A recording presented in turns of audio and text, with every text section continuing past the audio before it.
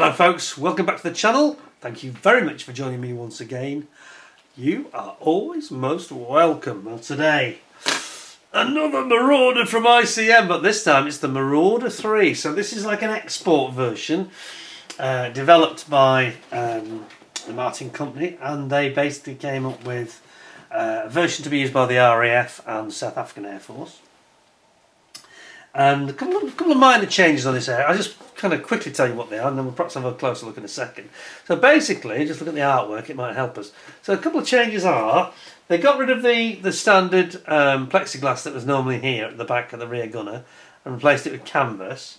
They've got a change to the fuel vent mast, and some tiny changes in the glass at the front and the nose wheel. The nose wheel has got like a spoked, more of an obvious spoking on the nose wheel. So apart from that, it's kind of an F, so actually I'm not really sure we're going to go into that much detail in this kit, because it is basically Marauder F, the Marauder 3. It says on the side, kit number 48326, many thanks to ICM, especially considering their recent difficulties. They've sent this through to me to review, really appreciate it. And it says, model of the bomber operated by the Royal Air Force and the South African Air Force during World War II. Precise geometry and proportions of the real aircraft. Detailed cockpit and fuselage equipment, including the RAF specific bomb sight. Forgot to mention that. Decals for 3 distinctive versions of the RAF and SAAF. And it includes 380 parts. On the side, we've got 3 variants. I presume that's the number of colour callouts we've got then. So we've got the spring of 1944. What's that? HD 545, nice looking one. This has got quite. I think the tail was the tail taller on this version compared to the F. No, it's got the very tall tail version. Bilksem, which is one that's got some interesting nose art, in number 21 Squadron, and that is 1944 to 45. And then we've got the South African one. I'm right, aren't I? 12 Squadron. It is the South African one, isn't it? I think I'm right. No, Bilksem. No, I think that's the South African one, in fact, actually. Sorry, this is the South African one. This one is the RAF one. So that 12 Squadron in the winter of 45. Let's have a look anyway and see what we've got. Yeah, quite. I should have twigged it South Africa by the nose art, the box art, I should say, because it looks like it's flying over. The Cape or somewhere around there. Let's have a look at what we got anyway, see what's inside the box. Now this is going to be the last one we see, I think, before the big one, which is going to be the Hamden. And it's looking very, very special as the Hamden. I didn't make a big song and dance at Telford about it. It was a little bit tricky to see. I did get my hands on it, had it in my hand, had a good look at it, and the riveting details, absolutely riveting, you might say, pardon the pun. But I didn't take photographs, so the lighting wasn't brilliant. It wasn't going to do it justice. I'm going to be patient and wait and show you the actual article. And I promise you, when you see that Hamden, even if you're not a big Hamden fan, you're probably going to want to get one, because it's really a nice looking kit. Right, let's see what we have here. No problems getting in this time. And of course, this was basically this is another variant of the kit of the year 2024. So what we have in here is something very, very special. They go to all this trouble now, unlike some other manufacturers. Italeri, take note, where they've got some lovely foam to protect their clear parts in transit.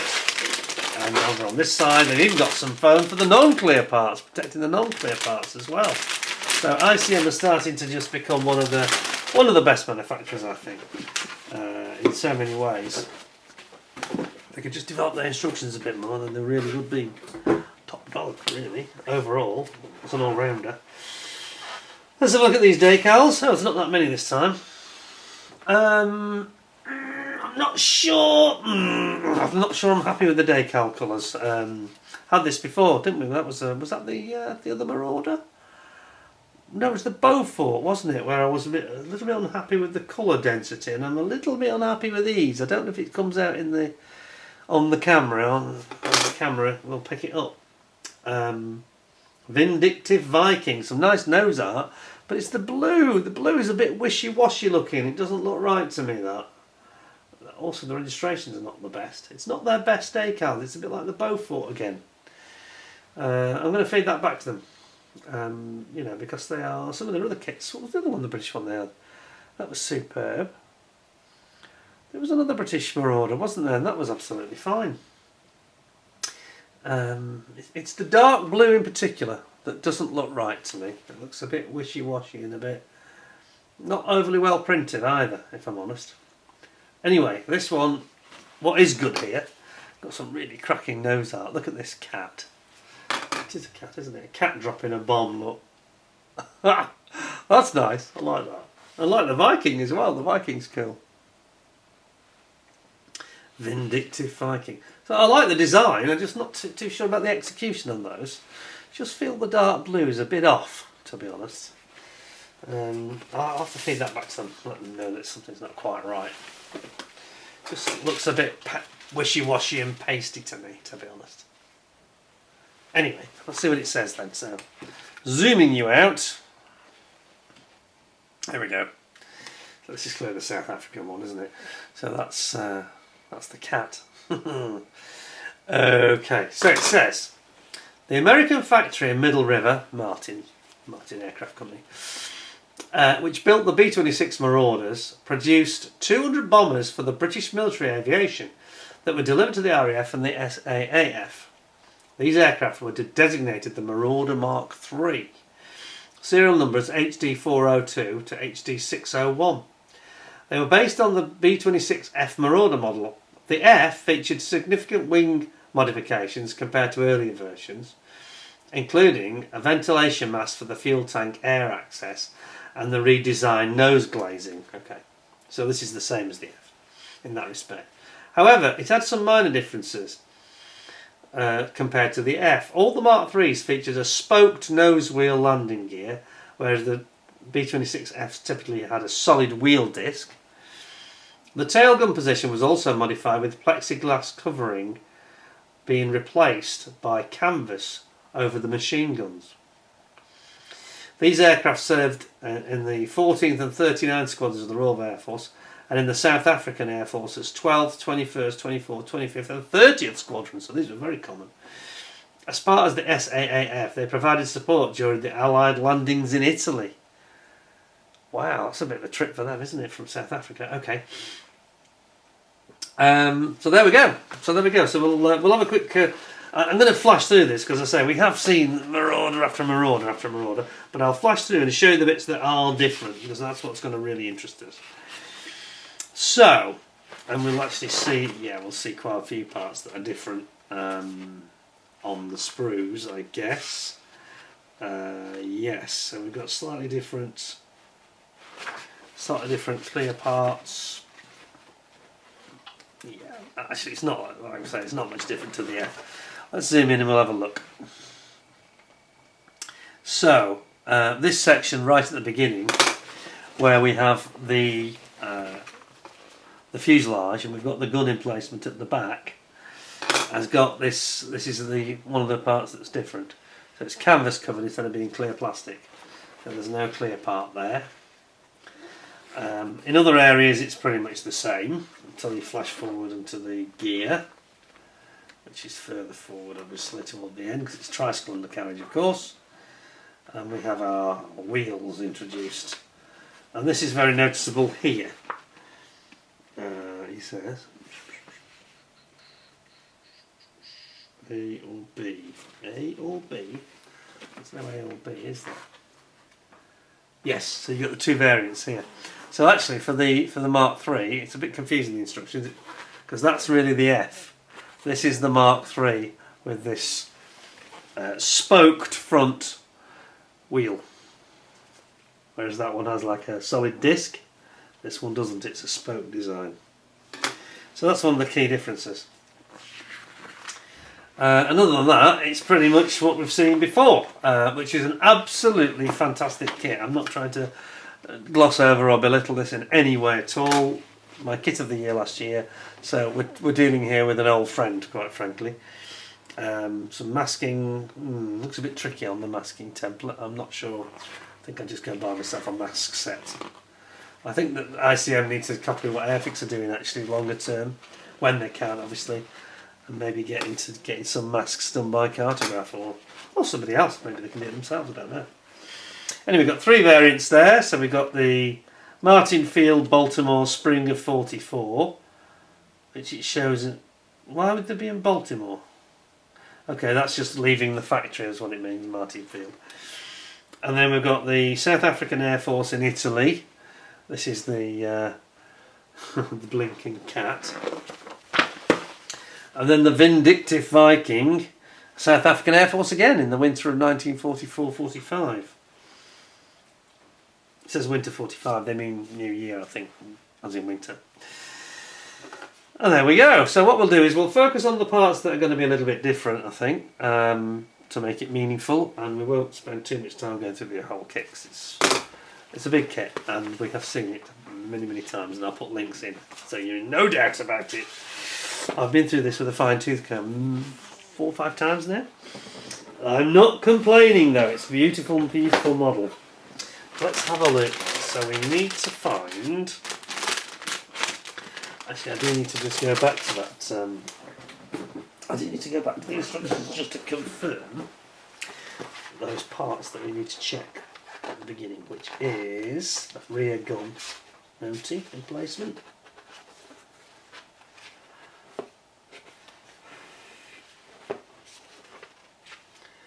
Which is part 32. Sorry, section 32. So it's K16. K16, where would that be? Okay, I'm presuming it's on the other side. It's probably over here.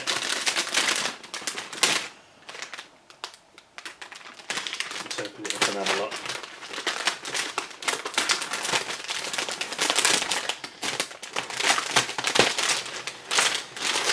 K16, Whoa. It's no sort of chore to open this up. So this is the back of the fuselage. I think it's the same actually. I'm not sure that's actually changed. Right at the tip at the back where the gun position is there. This is where it's going to be slightly different. And then, as I say, we're looking for parts K. I think it's this one. No, that's G. Beg your pardon. F. And now I'm in the wrong bag altogether. Oh dear. And D. So I've definitely got the wrong bag open, unfortunately. I'm going to pop that back.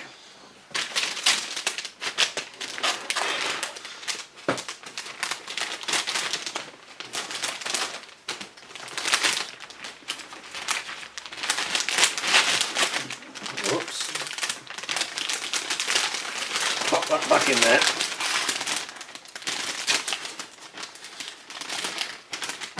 It's a about that one, I think. Clear parts, isn't it now? Clear parts are always worthy of a look because they're just epic on these kits. Absolutely wonderful. Let's just come back a bit. Sorry about that. Got you zoomed in. Engrossing what I'm looking at, forgetting. Aha! And here we go. So here's one of the parts that's different from the standard Marauder kits, the earlier versions. Is the nose, which is the one you're going to use, which has got this really nice nose, which has the cannon 50 cal, isn't it? 50 cal in the nose. And again, we've got the most beautiful clear parts from ICM now. One of the leading manufacturers in this area, I think.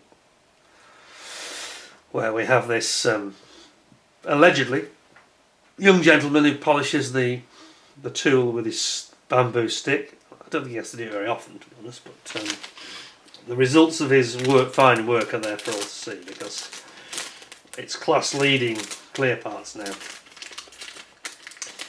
And, you know, of old ICM standard was not quite as high as it is today. So he's done a good job, hasn't he? So we're looking for parts K, as I mentioned. Here it is, I found it. I can see it straight away. Here's the part we're looking for. K16. it's that way up. There we go. So this is where the guns come out at the back, which is different on this Mark III version. So that's something we should definitely check out. In fact, this K is this is the whole sprue that's different. So this is really the key sprue, because if you look closely, you can see it's also got the spoked wheel for the front nose leg there and here, spoked. Let's go a little bit zoomier, a bit closer for you. So that's really nice, very sharply moulded, and you've got your two critical parts right there. The guns at the back and the nose wheel at the front. And then just one or two of these other subtle differences. Like the gun sight, we talked about the gun sight, which I think is here.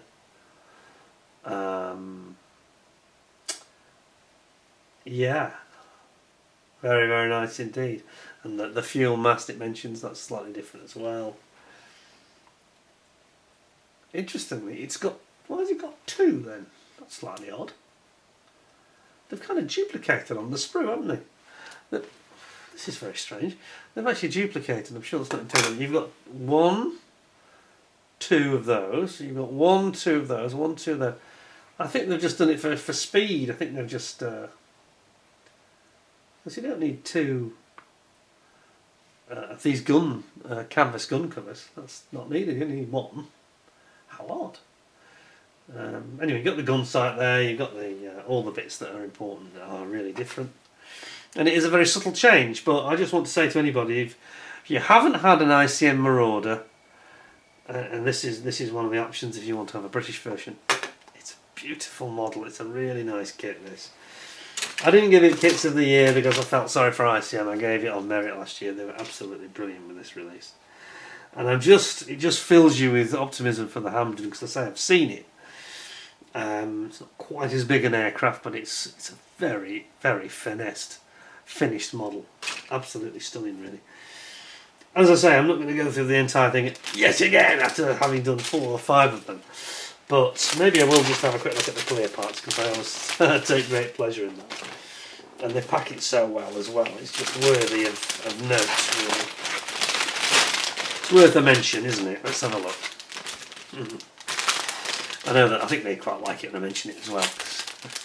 This young chap with his stick. But look at this, they're so careful now. They're doing what, Italy, I complained about that the other week. That tornado kit that belonged to Neil, my friend Neil. And not protected at all, just stupid really. And a big tornado canopy that needs protecting.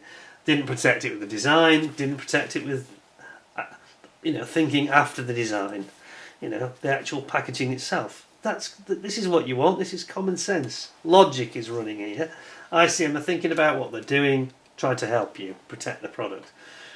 And look at this. Look at the quality of these clear parts. Aced it again. Aced it again. Look at this. Let's put this out for you. Absolutely superb. You've got the top turret there, the dorsal turret here. Beautiful, sharp, crisp, clear parts. Flawless, no marks on it, no scuffs on it. Absolutely nothing. And then you've got the other 2 versions that you don't use. This particular version won't use either of these noses. Very subtle differences they are from version to version. And then you get your side windows, which again, absolutely beautiful bits of clear plastic, And here's the original, you can see the difference now. Here's the original rear gun, the glass, the alternative which has the glass instead of having the canvas. So this one is where your rear guns would come out normally on an F model. I know it's not the same obviously on this Mark III. And then you've got your very, very nice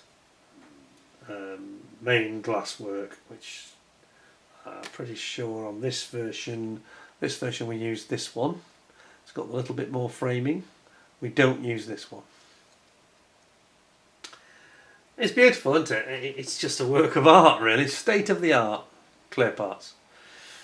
Some very complex shapes there, and they've absolutely nailed it completely in a way that other people can sometimes match, but I don't think I've seen better. This kit ranks amongst the best clear parts you'll ever see, I think. I'm just going to try, very manually, try and get that back in there, and it did go in first time. Look at that. Practice. Well, there we go. And it's 10 out of 10. I'll tell you that now. It's a 10 out of 10 kit. This absolutely brilliant. It's about £55–60. This you may get it cheaper in the shops. Don't know. But I would just urge you to buy this kit for two reasons. One, ICM need all the help they can get. They've just had a horrible experience with this missile strike. They took half the front of the building off. It's affected them in production. It damaged machinery. It really hurt them. And they are obviously very quick to get back on their feet, very determined not to be beaten. Their spirit has got to be admired. And you know, if you buy this kit, you are not going to be disappointed with it, I can tell you that now. It's one of the nicest that's out there at the moment. A joy to handle. You're going to enjoy building it, I'm sure. And as I say, there's so many different versions. They've got 5 versions, haven't they? Right, it's just 6, I'm losing track. But they are very, very nice. Something, maybe if you don't want to buy it, just have a word with the wife, friends, mother, brother, sons, anybody in the family, any significant other that might buy you something for Christmas. Absolute peach, that is. Absolute peach. So, there we go. An absolute beauty. 10 out of 10 ICM, well done again. Nothing not to like it. I will just mention, just a slight aside, they sent me this one, which I think I made a mistake in asking for it in a way, because I was thinking there was a ship that they'd already sent, but the ships were German. But it's this set, I just thought I'd mention this. The United States Navy World War II colour set, which looks really beautiful, got nice artwork as well. But I haven't actually got a ship, unless there's one coming through that we don't know about yet, but I haven't got a ship for it yet. But it's dark sea grey, warm grey, sky grey. You could use these on other ships. Dark blue, black and wine red, which is for the hull, of course. And you get an idea how you'd use them there. And it doesn't have to be American ships only, I don't think, unless you're very, very, you know, rivet countery about it. But it's a nice set. So you've got 6 colours to go on. Item number 3070. United States World War II Navy. Definitely worth considering. These spray well. I've got limited. I have a little go with them, but I know that my pal Jason at Model Kit Stuff, he's a ship expert, and he has got a lot of experience with them and absolutely raves about them. So definitely worth considering if you've got ships. So there's a little extra bonus for you. Thank you very much for watching. Thank you to ICM for providing that kit. And absolutely another stunning Marauder. Kit of the year 2024, another variant of it. You're not going to go wrong with one of those. It's quite in detail as well. It's got all the bombs in it and everything. So it'll keep you busy for a month or two. In my case, probably a year or two. Anyway, that's it for reviews for now. I'm going to try and get back to doing my Mosquito, because I'm well behind after Telford. You know, this Telford and Remembrance stuff about World War One and blah blah, and Spitfire flights and things, driving sports cars and all sorts of other stuff that's really distracting me. November now, middle of November, I'm going to get stuck into it properly. So next thing I shall probably do a video about will probably be that, a bit of an update on the Mosquito, and try and enjoy a bit of model making. Just before I go, I just wanted to say one other thing, which is a question I meant to ask the viewers before, actually. One of the biggest issues I have with my YouTube operation, if you like, is YouTube itself. But the second biggest problems that I face, we have a particularly poor broadband service here, and we're with BT, and it's utterly hopeless.